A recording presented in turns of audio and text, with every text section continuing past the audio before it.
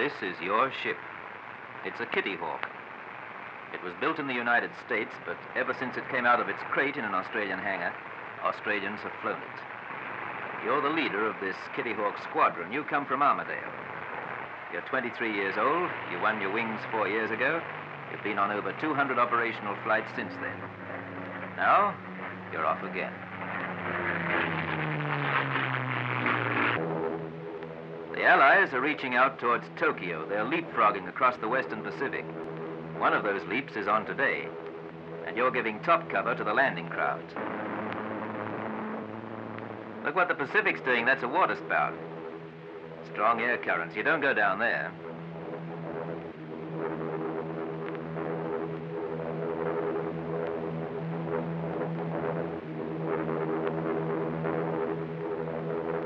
Those are LCTs, landing craft transport. They're on their way to the invasion. That's the main invasion fleet, moving in towards the beachhead.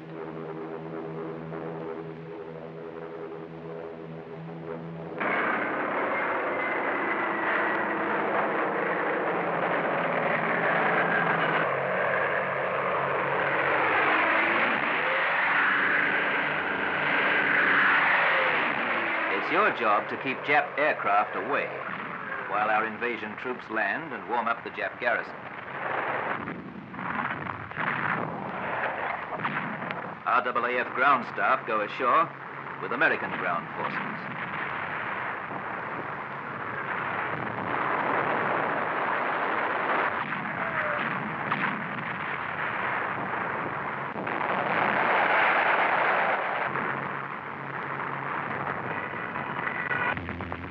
Ground staff, the boys that service your aircraft, build your strips, keep your accounts and cook your dinner. This is just another one of their jobs.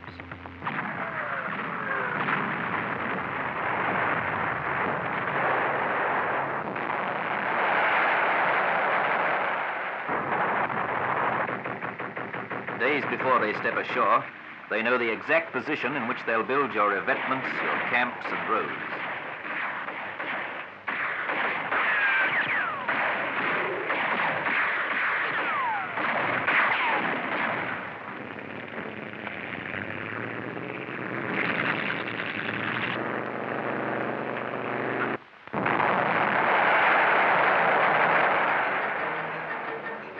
Ashore, the RAAF ground staff start right in building the new strip for your aircraft. A strip from which you'll be able to strike still nearer to Tokyo. Mine disposal parties lead the bulldozers to the site of the strip.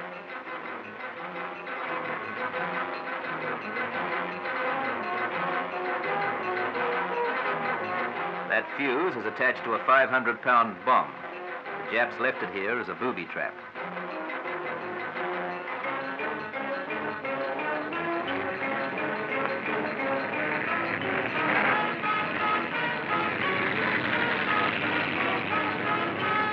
No time to wait until the whole jungle site has been cleared of mines. The drivers get on with the job and hope for the best. For 9 days, the RAAF boys get no rest. Almost on the equator, they work and sweat in shifts round the clock till the job's done. And between shifts, they guard the perimeter. They build with coral. The Japs are short of mechanical equipment. They force hundreds of slaves to carry the coral in baskets. Just another strip being built in another jungle, on another island, another 200 miles nearer Japan. These boys can build a strip. They've been on the job since they built Ward's Field at Moresby. They built the Nadzab strip in record time for the whole Southwest Pacific. Here's another job finished. Now you can bring in your Kittyhawks.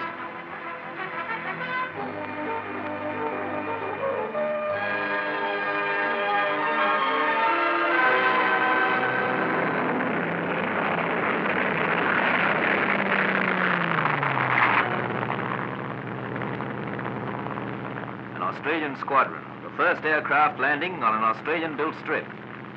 And it's raining, as usual.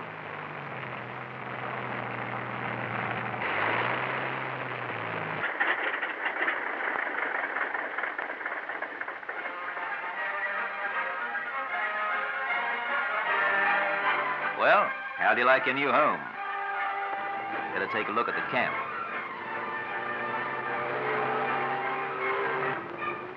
The roads aren't the best. There's more important work to be done. Not one bulldozer can be spared for road work.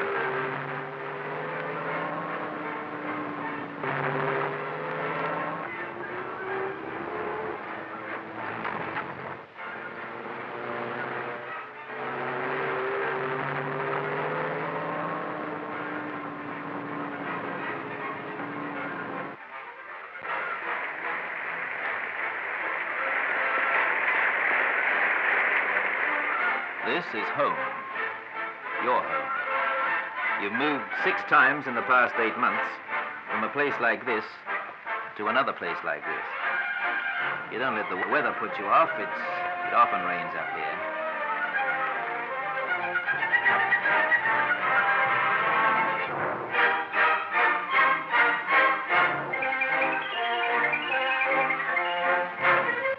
Here's the sun again. A chance to catch up on some of that washing.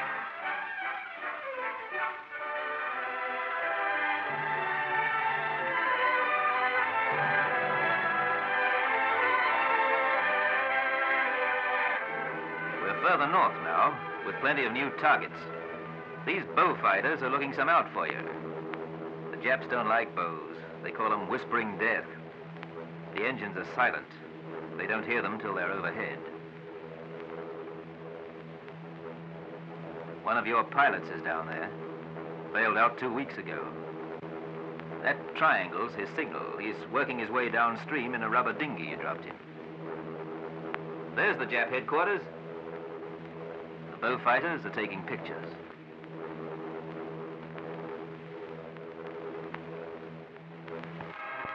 And here are the pictures they took. The boys risked their necks getting these shots.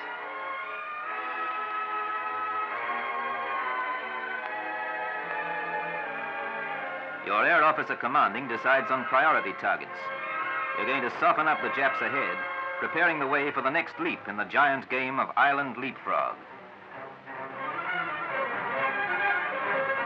The ground staff are working on your ship.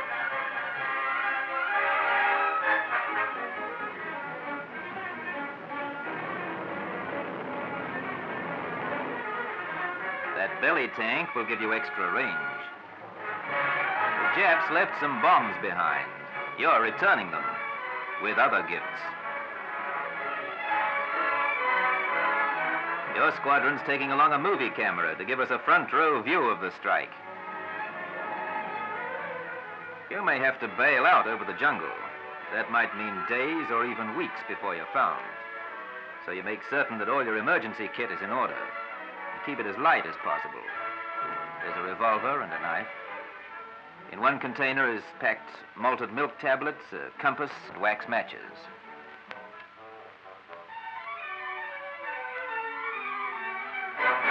Emergency rations. Enough for 3 days in there. Not very satisfying, but sustaining. Water purifying tablets.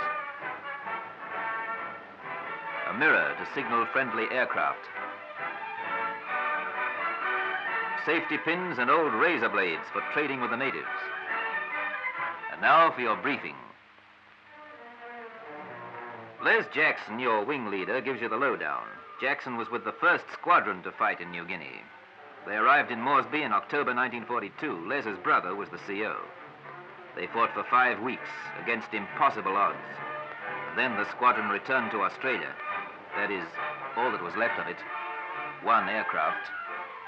Les Jackson was flying it. Jackson Field Moresby was named after his brother, who didn't return. Everything clear? Then let's go.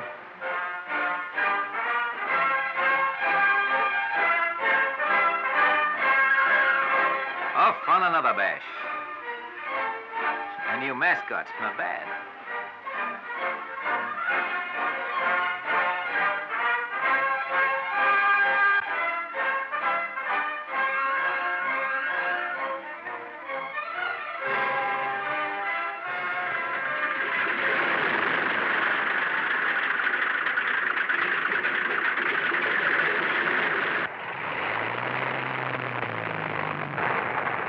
It's your job to soften up the Jap. Soften him up until he's unable to resist invasion. There's nothing spectacular about it. No blockbusters to drop from 30,000 feet on a mile-square factory area. You have small targets to pinpoint. Island targets, dispersed in thick jungle. You don't attack at 20,000 feet or 10,000 feet. You go in at deck level. Good luck, Jim. Good luck, Wally.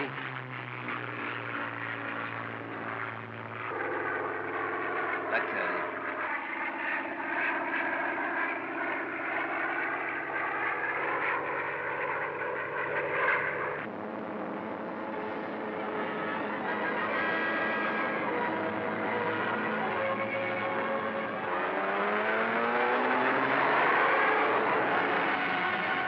You say goodbye to your home strip. You'll be back in 3 hours. You hope.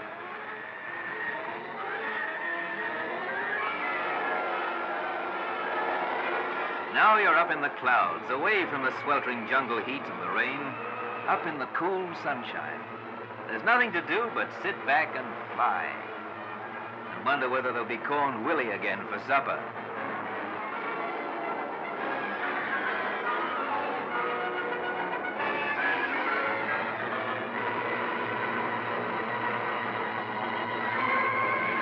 Here's your target. The Japs are expecting you. They picked you up on their radar some minutes ago. They're waiting to give you a welcome. Courteous little blokes, the Japs.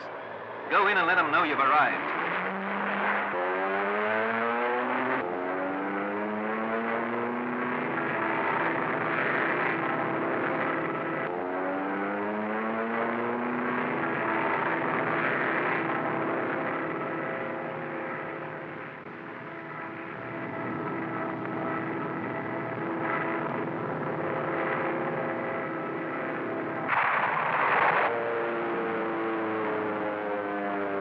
There's Jap headquarters. The honorable gentlemen are burrowing deep in their slit trenches right now. He's going in close. He went right in. Transports around headquarters are worth a burst.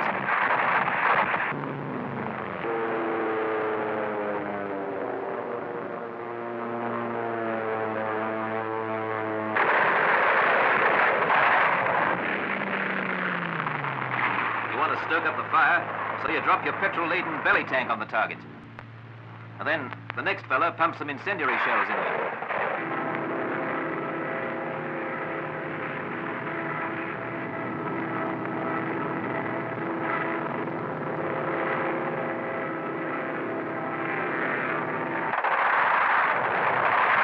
Hello, he's bought it. He's in trouble.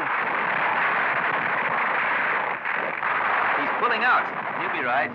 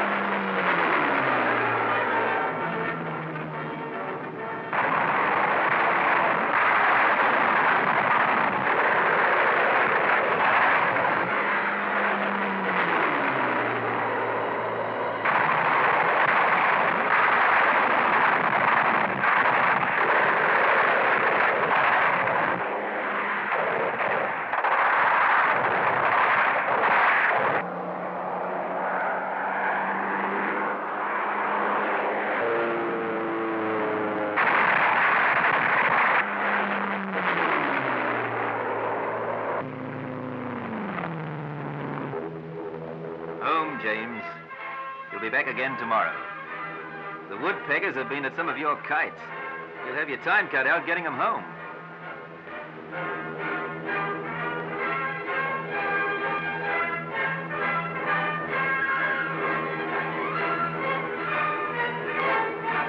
There's your home strip. Wherever it is, it's a grand sight.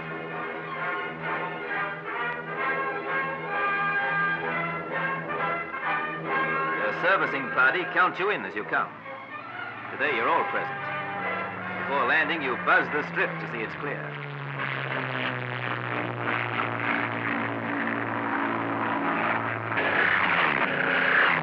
A victory roll from the inside looking out.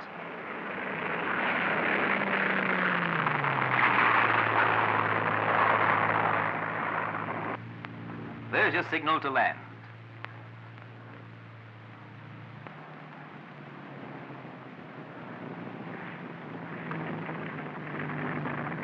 Well done, Jim. Well done, Wally. Nice work, Kelly.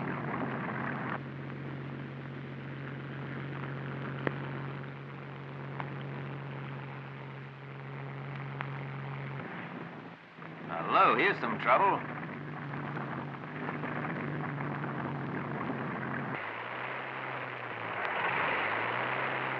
Surprising what the boys bring home when their only alternative is to ditch their kite in enemy territory or the ocean. The woodpeckers have been at that wing all right. And you've had some trouble too, but that's nothing new. And you and your cobbers will be out again tomorrow, and the day after, and every day. When the Royal Australian Air Force came into the Pacific War, they fought like hell against 10 times their weight in Japs.